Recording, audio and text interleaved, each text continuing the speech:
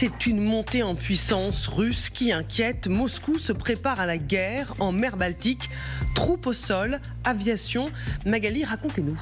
Alors déjà, on va rappeler ce qui s'est passé hier, parce que c'est un événement. La Suède est devenue officiellement un membre de l'OTAN et la cérémonie a eu lieu hier, regardez, à Washington, mettant ainsi fin à 2 siècles de neutralité. Or, ce n'est pas sans conséquence. Si vous prenez la carte de la mer Baltique, vous allez le voir, la mer, regardez, maintenant, est cernée par l'Alliance. La Russie se trouve complètement isolée, ce qui rend le Kremlin furieux. C'est pourquoi les renseignements lituaniens alertent. Il faut être conscient, disent-ils, que les moyens militaires de Moscou sont conséquents. Voilà ce que dit le rapport.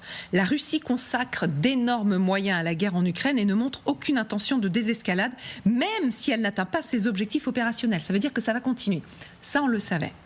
Il faut dire que la Russie est entrée en économie de guerre, on l'a suffisamment répété, la production d'armement est colossale et puis le pays est parvenu à reconstituer ses effectifs sur le front. Mais ce n'est pas tout.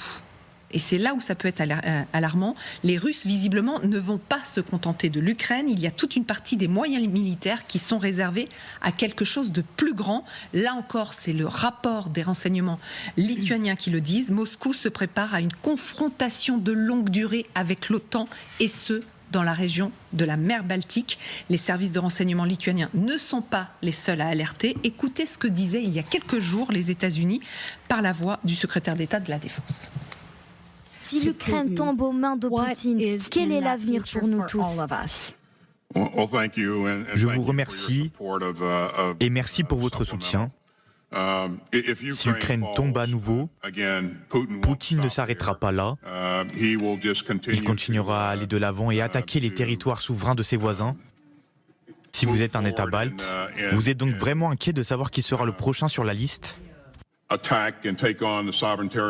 connaissent donc Poutine, ils savent de quoi ils parlent. Et très franchement, si l'Ukraine tombe, je crois vraiment que l'OTAN combattra la Russie. Voilà, l'OTAN combattra la Russie. Tout le monde est en train de se préparer. Les renseignements lituaniens, d'ailleurs, disent avoir remarqué des déploiements de forces russes supplémentaires à plusieurs endroits. Moscou, qui a également augmenté le nombre de vols de bombardiers lourds au-dessus de la Baltique, parce qu'évidemment, il n'y a pas assez de troupes au sol. Pour le moment, elles sont trop concentrées sur l'Ukraine. Donc, il reste effectivement les bombardiers, il reste également les navires, où il y a pas mal de manœuvres en ce moment.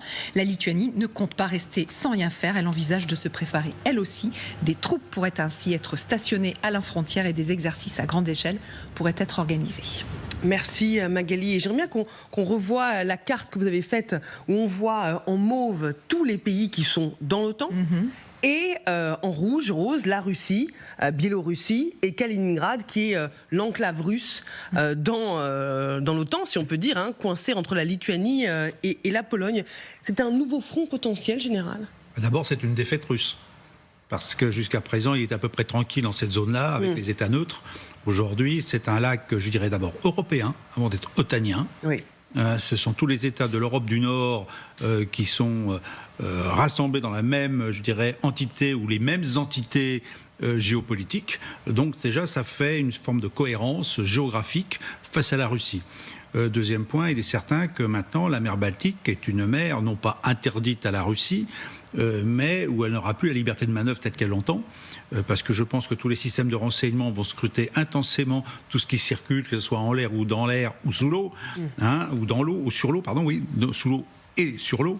Voilà, donc effectivement, c'est l'échec de finalement peut-être 3 siècles d'expansion russe vers l'ouest, puisque finalement, toute l'influence russe qui était là jusqu'à présent, impériale, elle est contrée par des États indépendants, souverains, démocratiques, qui sont unis dans le même souci de se protéger.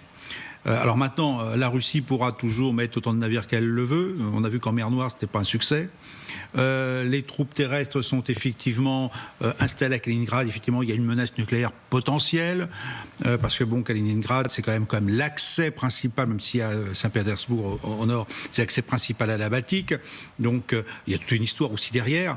Mais maintenant, la Russie, elle est contrée, donc elle peut, je dirais, faire entendre le bruit de sabre, même si ce ne sont pas des terriens, des cavaliers. Mais les bruits de sabre, oui. Mais maintenant, est-ce qu'elle peut faire grand-chose? Alors effectivement, l'agression contre l'OTAN, pourquoi pas?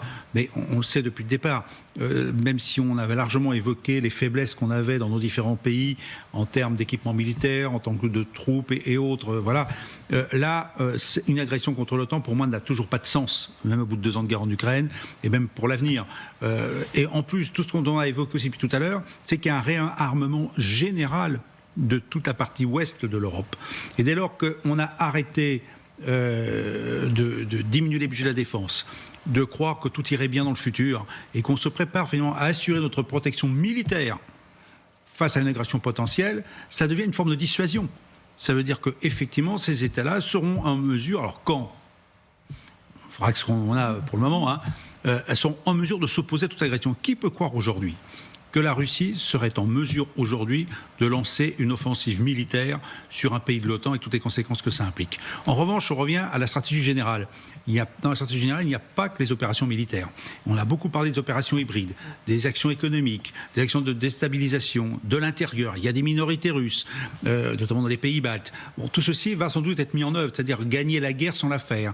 C'est là, à mon avis, qu'il y aura un vrai enjeu pour que les États européens, et j'ai bien dit européens, soient en mesure de résister, d'être résilients. Alors ça a été dit plusieurs fois depuis tout à l'heure d'ailleurs, les pays qui ont été soumis au joug soviétique ou russe à un moment donné connaissent ce danger. Donc eux, à mon avis, seront résilients. La question, c'est plutôt les États un peu plus éloignés qui auraient peut-être une tendance à se dire, bon, comme c'est loin, c'est plus notre problème.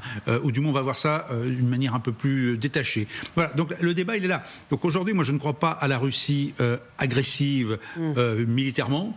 Elle sera sans doute agressive idéologiquement ou en termes de subversion. Oui, ce qui veut dire qu'on doit aussi nous se réarmer psychologiquement, qu'on doit aussi faire preuve de détermination commune et pas uniquement sectorisée. Il n'y a pas que les États baltes, il n'y a pas que la Pologne, il y a l'ensemble de l'Union européenne. Et quand je dis depuis tout à l'heure, je parle que de l'Union européenne volontairement, simplement parce que l'OTAN, certes, assure notre protection, mais on a quand même, au moins pour les mois qui viennent, un petit doute futur sur le prochain président des États-Unis, qui pourrait aussi être quelque chose de déterminant, ce qui veut dire qu'on doit anticiper à nouveau, ce qu'on n'a peut-être pas fait pour autre chose, anticiper un changement politique et donc assurer notre propre protection militaire. Samantha. Non, moi, je vais vous raconter une petite anecdote et je suis désolée si je l'ai déjà racontée, je ne sais plus si c'est sur ce plateau ou sur un autre. J'ai un ami qui est un ancien ministre de Défense en Lituanie. Et il y a quelques semaines, il m'a appelé, il m'a commencé à me poser des questions sur les taxes foncières en France. C'était un dimanche matin, je lui ai dit, attends, tu parles de fiscalité un dimanche matin, qu'est-ce qui t'arrive? Tu n'habites même pas en France? Il me dit, oui, mais j'envisage d'acheter une maison en France, parce que je ne veux pas que mes enfants grandissent dans un pays qui sera sous domination russe.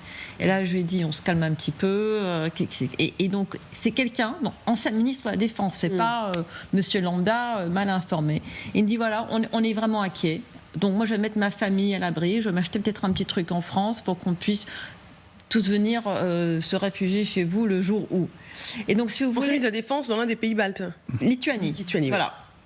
Oui. Donc, si vous voulez, c'était... à moitié en rigolant, à moitié sérieux. Il aime la France, le soleil, le vin, le camembert. Mais si vous voulez, après, la conversation est devenue plus sérieuse. Et il dit, dans les 3 pays, il y a une vraie crainte. Une vraie crainte, pas d'une invasion à l'ukrainienne, mais d'une invasion qui se ferait petit à petit, commençant par des provocations. Il y a d'énormes minorités russes, surtout en Lettonie et en Estonie. Entre 30 et 40% de la population. Certains sont totalement assimilés et se considèrent estoniens ou lettons aujourd'hui. D'autres ne sont pas assimilés du tout. Il y a en même temps des partis nationalistes anti-russes dans ces pays. En Estonie, il y a un parti qui s'appelle EKRE, qui est nationaliste, pro-estonien, n'aime pas du tout les Russes. Qui est-ce qui était en train d'aider à son financement jusqu'à l'année dernière? Eh bien, le groupe Wagner. Pourquoi? Parce que tout ce qui crée la discorde, tout ce qui crée le chaos est bon. Oui.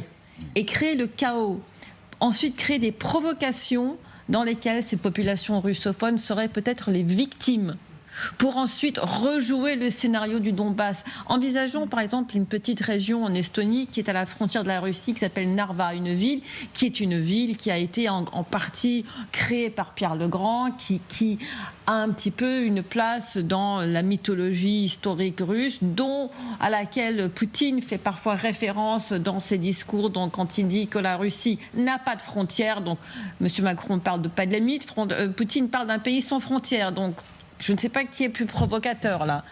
Et donc, admettons par exemple une population décide de créer la République indépendante de Narva ou une République indépendante sur les régions frontalières en Lettonie. Qu'est-ce qui va se passer à ce moment-là ? C'est pas une invasion russe, mais on va assister à des provocations qui seront aidés par des petits hommes verts ou des petits hommes bleus parce qu'on a la Baltique qui fait un peu plus froid.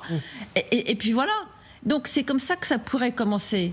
Et admettons qu'en même temps que ça, un scénario très réaliste d'un président américain qui ne veut peut-être pas bouger le petit doigt pour aider l'OTAN, le dérapage peut se faire très vite comme ça. Et c'est ça, en tout cas, ça, ce sont les scénarios réalistes qui font partie de discussions que j'ai eues. Après, je pense qu'il y a d'autres informations qui font que ces pays ont peur.